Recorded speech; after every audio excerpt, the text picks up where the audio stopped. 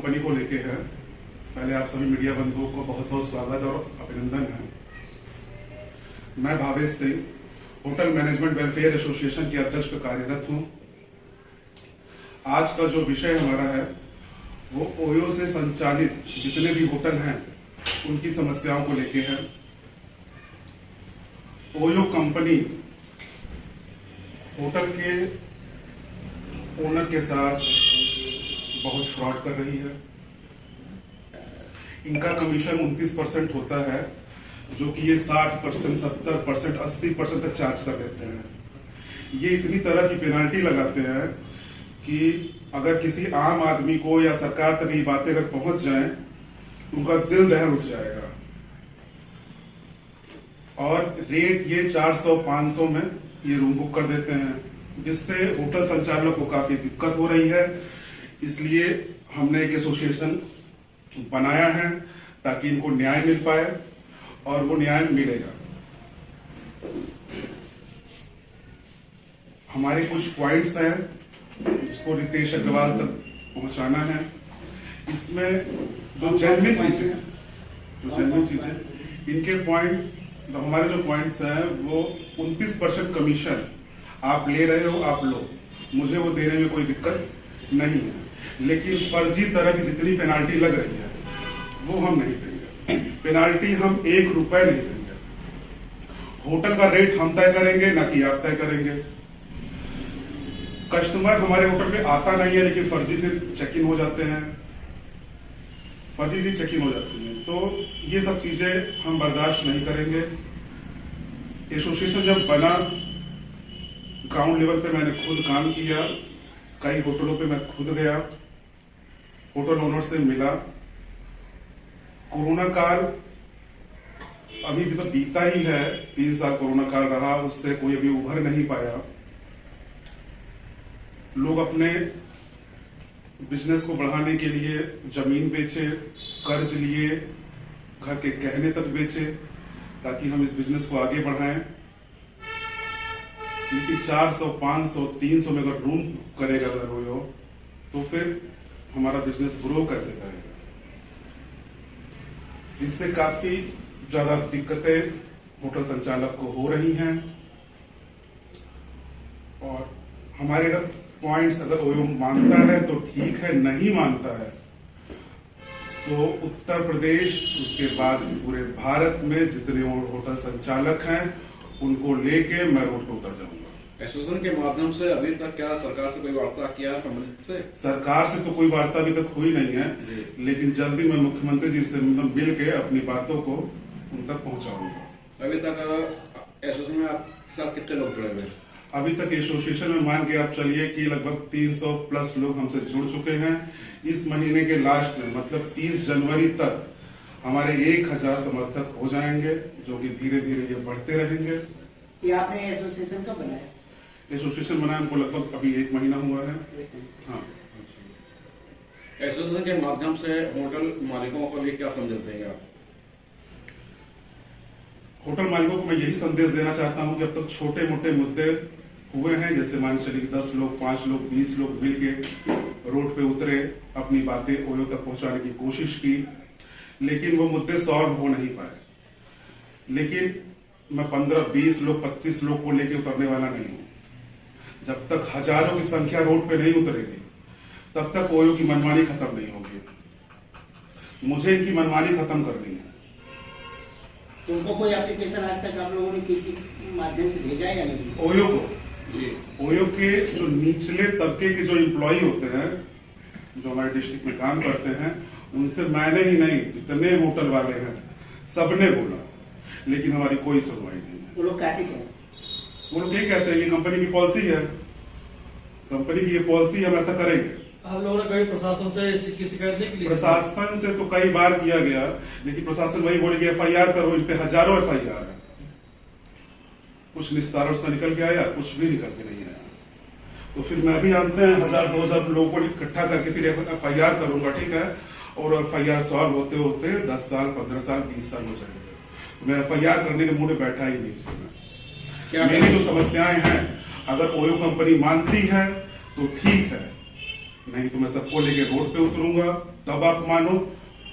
तब भी अगर नहीं मानेगी, ठीक है, तो मैं भारत देश से ओयो का नामो निशान खत्म कर दूंगा। अच्छा, जो ये प्रेस वार्ता हो रही है, इसको लेकर लखनऊ में ही हो रहा है प्रेस वार्ता या फिर और कई जिलों में होने वाला है? नहीं, अभी तो लखनऊ में प्रेस वार्ता हो रही है, लेकिन हमसे मतलब काफी लोग जुड़ रहे हैं, अलग अलग जिलों में सारे लोग जुड़ रहे हैं। लेकिन फिलहाल आपने अभी इलाहाबाद का भी कुछ प्लान बना रखा कि प्रयागराज में भी कुछ ऐसा करना? इलाहाबाद हो गया, कानपुर हो गया, बनारस हो गया, गोरखपुर हो गया, अभी लखनऊ में है, आपका आगरा हो गया, हर जगह अपना परिचय जुड़ रहे दें। हैं। आप अपना परिचय दें। मेरा नाम भावेश सिंह है, मैं होटल मैनेजमेंट वेलफेयर एसोसिएशन का अध्यक्ष हूं। उसके साथ साथ मैं एक होटल संचालक भी हूं।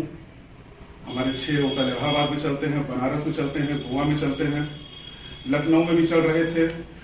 लखनऊ में इनका जो 300-400 वाला जो चक्कर था, उसके चलते मुझे 3 होटल फिर बंद करने पड़े। उसके बाद फिर इलाहाबाद में भी वही प्रक्रिया शुरू हो गई इनकी, और पूरे देश में शुरू कर दिया इन्होंने। प्रक्रिया पूरा देश में शुरू कर दिया। होटल संचालक 300-400 में रूम कहां दे पाएंगे? वो तो संभव ही नहीं है। उसका 70-80% आप खुद रख लेते हो, तो 20-30% में हम करें क्या? वो तो कुछ संभव ही नहीं। उस पर हम जीएसटी दे 18%। तो ओयो कंपनी केवल लूटने वाला काम कर रही है, इसके अलावा कुछ भी नहीं कर रही, केवल लूट रही है। लेकिन भावेश जी, ये बताइए कि जैसे अभी तक क्या था कि होटल इंडस्ट्री ही एक ऐसी बची थी जहां पर संगठन नहीं था। हाँ। तो आपने ये जो पहला संगठन लेकर के आप मैदान में कूदे, क्या लगता है अभी तक लोगों ने क्यों नहीं बनाया? क्या कारण हो सकता है? और आपने बनाया तो क्या सोच कर बनाया कि इसमें जीतेंगे या फिर औरों की तरह हारना है? अगर जंग होगी तो जीतूंगा मैं ही। हारने के लिए मैंने कोई संगठन बनाया ही नहीं, और इसका रिजल्ट 1-2 महीने में आप लोग को दिख भी जाएगा, जनता को भी दिखेगा, सरकार को भी दिखेगा, और खासकर ओयो को दिखेगा। एसोसिएशन का मुख्य उद्देश्य क्या है? मुख्य उद्देश्य यही है कि हमारी जो शर्तें हैं आप मानो। हमारी एक सुनवाई नहीं हो रही है। अगर हमने कहा कि तो हमारा रेट सही कर दो, आप हमारा 2,000-2,500 का रूम है, आप 300 में बुक करोगे, 500 में बुक करोगे, ये आप कैसे डिसाइड कर सकते हो? होटल हमारा, आपका एक एप्लीकेशन है, आपकी कंपनी है, वो ठीक है, लेकिन सुनवाई तो हमारी भी होनी चाहिए कि नहीं होनी चाहिए? नहीं, जब ओयो से टाई अप करते हैं होटल मालिक, तो वो इन शर्तों को नहीं देखते हैं। नहीं, जब ओयो से टाई अप होता है हमारा, तो उनका कमीशन डिसाइड हो जाता है। उसमें हालांकि ये भी है कि अगर आप कस्टमर हमारे होटल पे आया, हमने चेक इन नहीं किया तो उसमें पेनाल्टी होती है, कैश वापस कर दिया तो पेनाल्टी होती है। यहाँ तक तो समझ में आता है, चलो हमसे गलती हो गई, हमने साइन किया है, आप पेनाल्टी लगा दो, वो ठीक है। लेकिन फर्जी पेनाल्टी नहीं, तो आप लोग रेट लिस्ट देते होंगे ना कि हमारे रूम का क्या कोई रेट रेट है, लिस्ट नहीं। या ओयो अपने आप बुक करता है? ओयो अपने आप, क्या फॉर्मेलिटी रहती है और जुड़ने के लिए? उनकी फॉर्मेलिटी कुछ नहीं, आधार कार्ड, पैन कार्ड देना होता है, कैंसिल चेक देना होता है, वो कुछ पेपर भेजेंगे मेल पे आपको, आप ओके कर दीजिए, ठीक है, एग्रीमेंट। क्या रूम का कोई कोटेशन नहीं होता आपके कि इतना मेरे लागत आया है रूम का? कोई कोटेशन नहीं। लेकिन भावेश जी, आप ये कह रहे थे कि अगर मान लो ओयो आपकी मांग नहीं मांगता है, मान रहे हैं अगर ओयो कंपनी, तो आप कह रहे थे कि हम अपने सारे संगठन के जितने भी सदस्य हैं उनको लेकर के क्या हम दूसरी कंपनी में शिफ्ट हो जाएंगे, ऐसा कुछ विचार था? ये सबसे बात करने के बाद डिसाइड किया जाएगा कि दूसरी कंपनी में जाना है, क्या करना है। लेकिन हाँ, अगर ओयो हमारी शर्त नहीं माना तो फिर ओयो कंपनी का त्याग होगा, और ये मैं जिले वाइज त्याग नहीं करूंगा, मैं भारत देश ही अंत है ओयो खत्म कर दूंगा, और ये लड़ाई रुकेगी नहीं। छोटे मोटे मुद्दे होते रहे हैं, ओयो दबा देता है, चाहे वो प्रशासनिक तौर पे हो, चाहे वो पैसे के बल पे हो, लेकिन जो लड़ाई मैं लड़ रहा हूं, मैं अपने अंतिम सांस तक लड़ूंगा, और ये मुझे दबा ही नहीं पाएंगे। मुख्य मांग हमारी यही है कि हमारी पेनाल्टी, आप तो हम 1 रुपए आपको देंगे नहीं, पेनाल्टी नहीं देंगे, और रेट हमारे अकॉर्डिंग करो आप। मुख्य मांग हमारी यही है, और ये सबसे बहुत बड़ी समस्या हो गई है। अगर 1 लाख रुपए अगर आया, तो ध्यान से सुनिएगा, 1 लाख रुपए अगर आया तो 70,000-80,000 तो ओयो ले रहा है, 20,000 रुपए 18% में जीएसटी दे दिया, तो फिर मैं होटल चला क्यों रहा हूं? कितने होटल बंद हो गए। सरकार रोजगार को बढ़ावा दे रही है, मतलब आप रोजगार करो, वो नौकरियां दे नहीं पा रही है। ये जो बड़ी बड़ी कंपनियां हैं, ये तो रोजगार खत्म कर रही है, मोनोपोली क्रिएट करके रख दिया है मार्केट में, इनकी मोनोपोली खत्म करनी है। समस्याएं तो मतलब इतनी ज्यादा है, कहा तो कि अगर आम जनता को पता चले और सरकार को पता चले, उनका दिल दहल जाए। तो इन मुद्दों को लेकर के आप सरकार के पास संगठन को एक साथ क्यों ले जा रहे हैं? सरकार के पास मैं जाऊंगा जल्द से जल्द मैं मुख्यमंत्री जी से भी मिलूंगा, जरूरत पड़ी तो प्रधानमंत्री जी से भी मिलूंगा। लेकिन ओयो एक सरकारी संस्था तो है नहीं, सरकार के पास जाऊं, सरकार उसका निवारण करे, लेकिन हाँ मुलाकात करके मैं अपनी चीजें उन तक पहुंचाऊंगा जरूर। और आप लोग के माध्यम से मैं रितेश अग्रवाल जी को ये बताना चाहता हूं कि जो भी कमियां आप में हैं इसको आप ठीक करो। नहीं ठीक करोगे तो फिर मुझे दूसरा कदम उठाना पड़ेगा, और मेरा दूसरा कदम बहुत आक्रामक होगा, बहुत ज्यादा आक्रामक होगा। फिर कहा तो कि फिर ओयो कंपनी भारत से खत्म कर दूंगा। और